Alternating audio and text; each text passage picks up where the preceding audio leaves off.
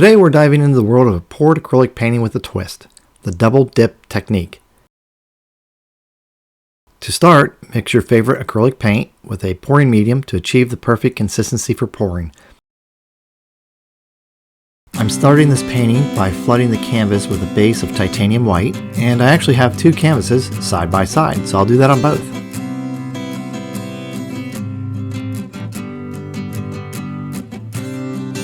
If it's your first time here, welcome. If you're a returning viewer, welcome back. I'm excited to have you here. So with these two canvases side by side, I'm going to start drizzling my paints across each of them in similar patterns.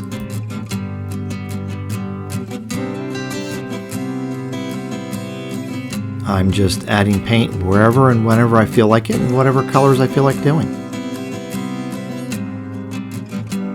Starting with a little Jackson Pollock here. And there's a bonus painting on the end of this video today. After the results of the double dip, there will be a second painting, drizzling a little copper across it for little highlighted effects. And although I like this pattern as is, we're not stopping here.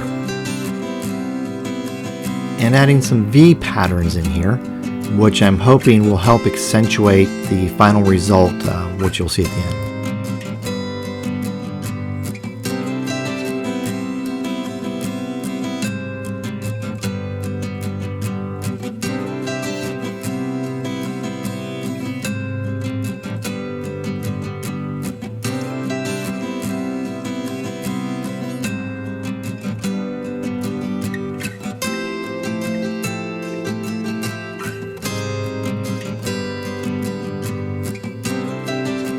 I have my initial colors laid down the way I like them, but I want to add some more color to the one canvas. And just drizzling a little more color on the right canvas. Since we have two canvases here, we're going to press them together. And now folding the two halves together. I couldn't get the two to pivot directly against each other like a door closing. So I had to pick up the one canvas and move it on top of the other, which is fine. But when I did so, you'll probably note some paint flowing down the painting, and that'll come up later. Once these two are flipped on top of each other, I want to very carefully press and make sure every area has contact with both canvases. And I'll do that on both sides. I want to 100% make sure that everywhere has contact so there's not any voids in the painting. This technique will create a similar mirror image type effect on both canvases. And now opening up for the reveal. And look at that, nothing like it looked before we pressed them together. Remember I said I had some paint running down the canvas? That's what I'm trying to pour off here. We had some muddied colors at the very bottom. Adding a little heat to make sure any bubbles are popped here.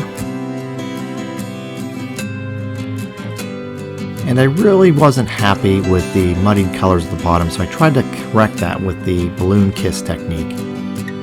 This will help give it some floral type patterns at the very bottom of each painting. Sadly, I didn't have any balloons handy, so I used the next best thing and just tried to blow up one of my rubber gloves.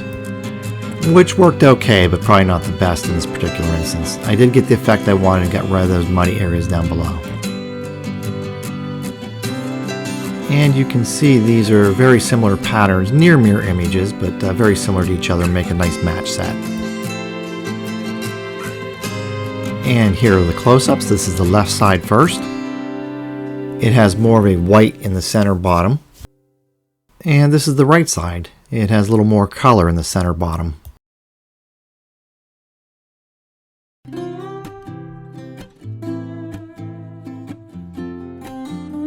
And here's the bonus painting.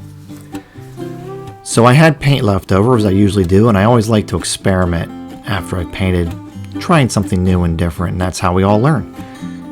With this, I'm actually doing this on some 6x6 tiles. I think they're great substrates. They're inexpensive, 39 cents each at Lowe's. And they already have a brilliant white glossy background, as well as a super flat surface, which normally is a great thing. You'll see some challenges in this particular instance though.